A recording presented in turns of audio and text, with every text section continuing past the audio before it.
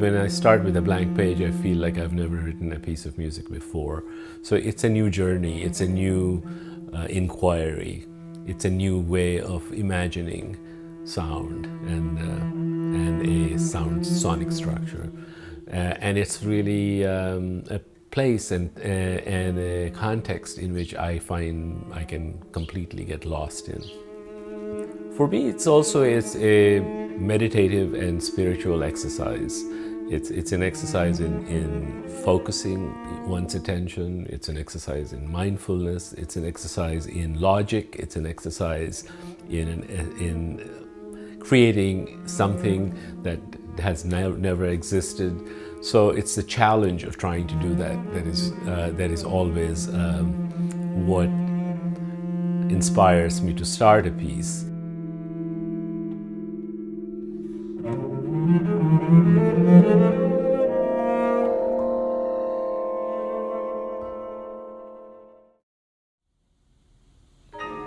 Kala Chakra is a Sanskrit word which literally translates to cycles of time. According to Hindu philosophy, time is measured in yugas or ages. There are 4 yugas called Krita, Treta, Dvapara, and Kali. The first, Krita, is the age of perfection, and it's 1.7 million years long. Each successive age is reduced somewhat in time until you get to the 4th yuga called Kali, which is the age of darkness, and it is 430,000 years long. The 4 yugas taken together add up to millions of years. They're called the Mahayuga, and 2000 Mahayugas make up one cosmic cycle, which is called Kalpa.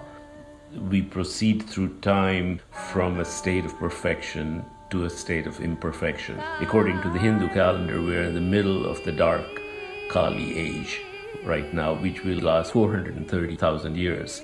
After 2000 such Mahayugas, or one cosmic cycle, the universe is destroyed by the cosmic dancer Lord Shiva, which is followed by the rebirth of the universe, which is created by Lord Brahma, the creator.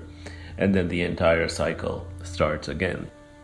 The excerpts that you're going to hear of Kala Chakra also have to do with time. Time as measured by seasons, philosophical ideas of time, as well as musical notions of time, such as rhythmic cycles, the Tihai idea in North Indian music, notions of compression and expansion of rhythmic ideas. Kala Chakra, it's a game made up of 2s and 3s, like 2 plus 3, 2, 2, 3, 2 plus 2 plus 2 plus 3, 2 plus 2 plus 3, 2 plus 3.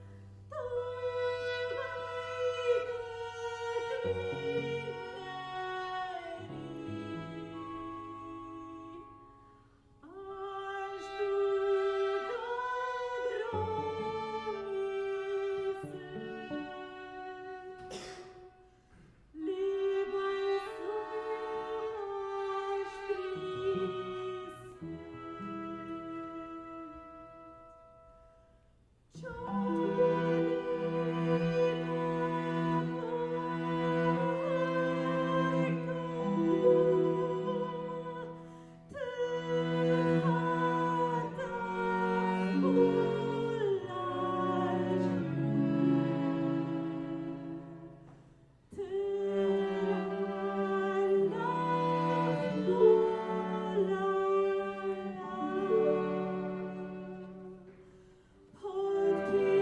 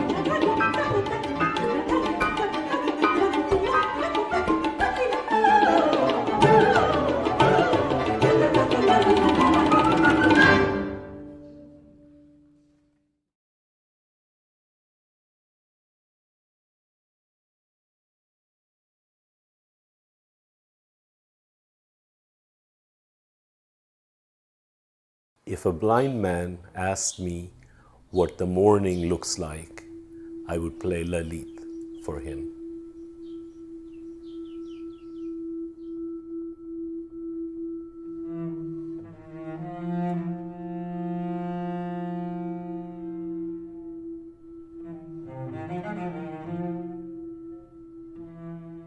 Lalit is this beginning of the day, beginning of the universe.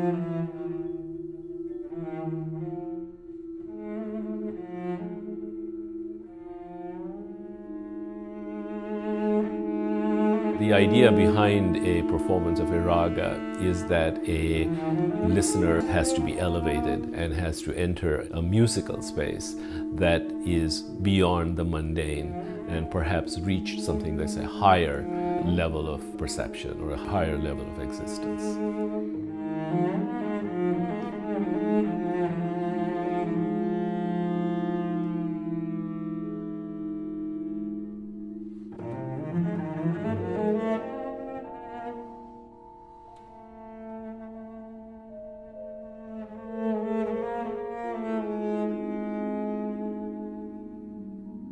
Often I'm asked whether this is an Indian piece, and while it is influenced deeply by Indian classical ideas, it also is drawing on a host of Western traditions of cello playing, Bach, for example, and I see this as actually a piece of contemporary music that happens to draw on Indian classical music.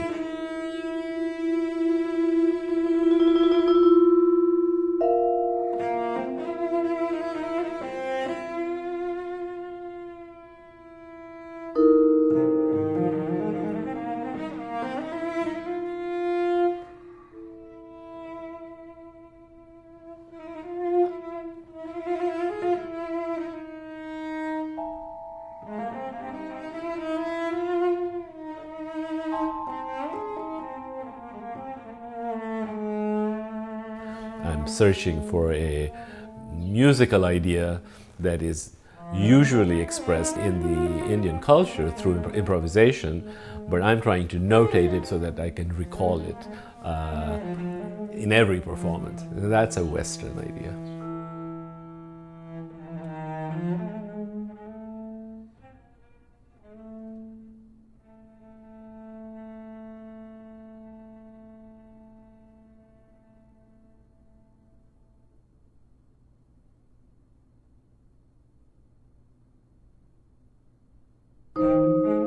The challenge I set myself up with in this piece was to create a piece that is essentially melodic.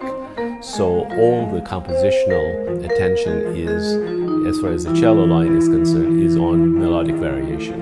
Variations constructed from the raga, but also have a chaconne-like character because there's a tune that keeps coming back, and instead of a group of chords, it's a tune that is the reference point.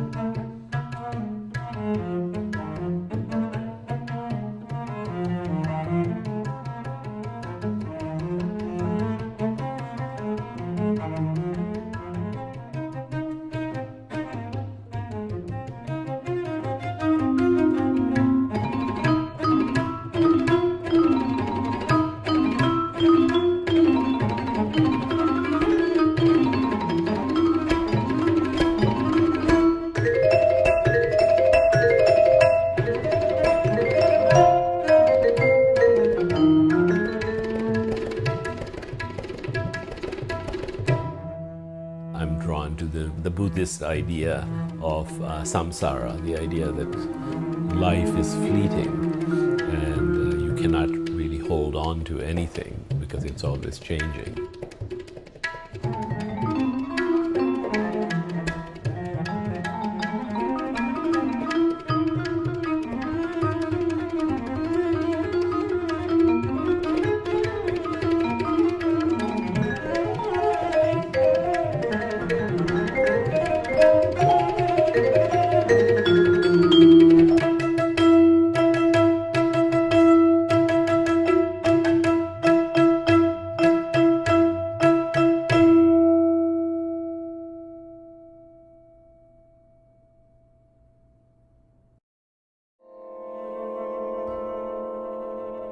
My earliest interests were in jazz. I was a saxophonist and flutist, and I intended to be a performer. But as I was going through my education as an undergraduate, first at Berklee College of Music, then when I was doing graduate work at New England Conservatory, my interest shifted dramatically towards composition, and then also to the study of world, but especially Asian musics.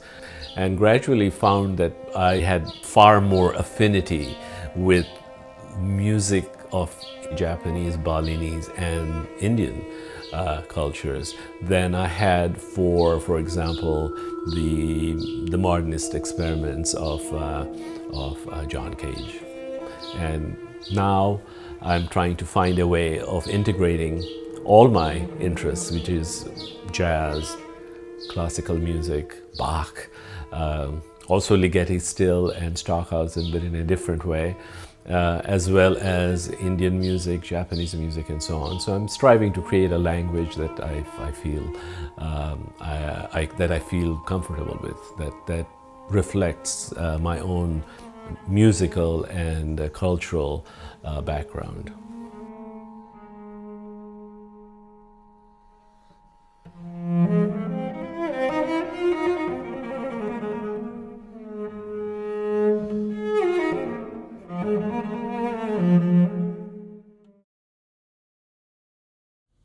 The Conference of the Birds is a song cycle for soprano and chamber ensemble based on a medieval Sufi allegorical poem by Farid Uddin Attar with video projections. The piece is an allegory, a journey of birds led by a hoopoe bird who travel through 7 valleys and go through many trials and tribulations as they search for a leader an enlightened bird called Simorg. This song cycle is 25 minutes long, and you will hear several excerpts from this piece as performed by Lucy Fitzgibbon, the extraordinary soprano, and the Boston Musica Viva. And it was performed in November 2019 in Boston, Massachusetts.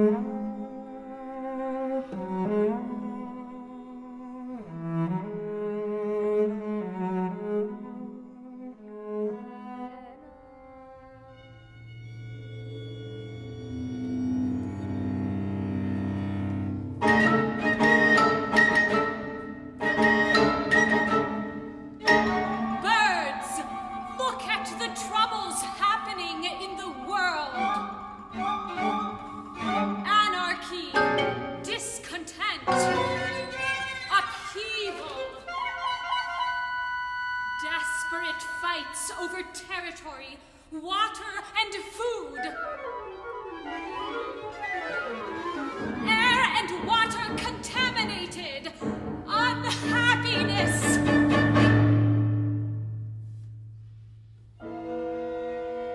I fear we are lost. We must do something.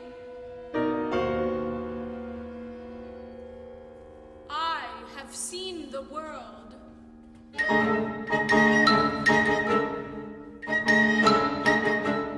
I know many secrets. Listen to me. I know of a king who has all the answers. We must go. We must go and find him.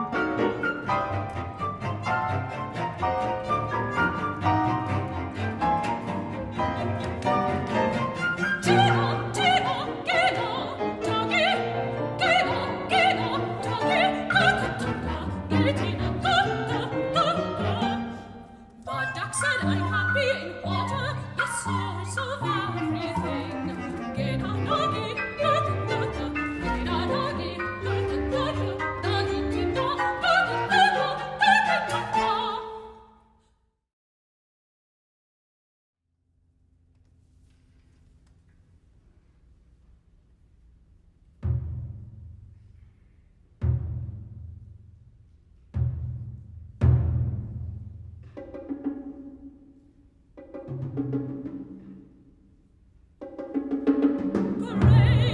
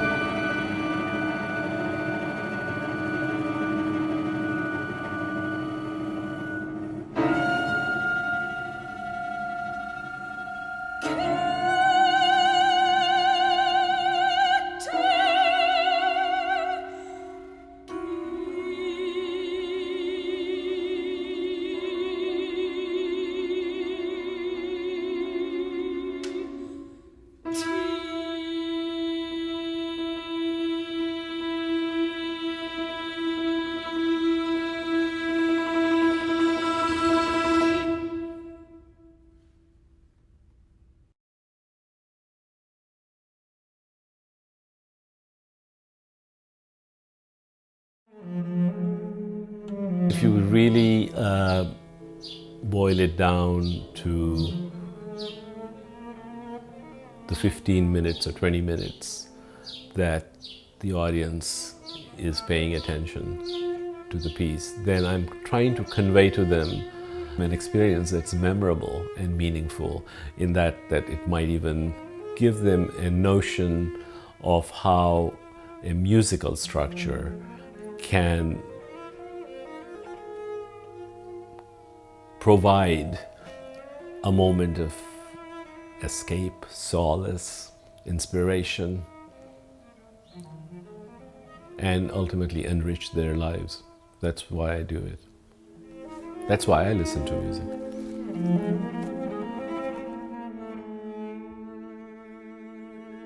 For all of us, the last 15 months have brought all live performances to a halt. It's been a difficult 15 months indeed. But there's a glimmer of hope as things open up again.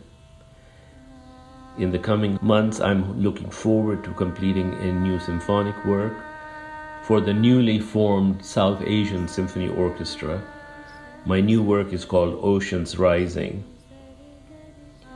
which is presently scheduled to be premiered in Chennai, India in 2022. That is, if the pandemic is under control in India by then. I'm also working on a large-scale operatic piece, which is an extension of my Conference of the Birds project. I'm working with David Lomelli and the Dallas Opera, and initially the workshop for this piece was scheduled for 2021, and now it has been moved to 2022. Finally, I'm also working on a new piece for the Da Capo Chamber Players, with whom I've had a long relationship. My new piece is being written in celebration of their 50th anniversary during the next season.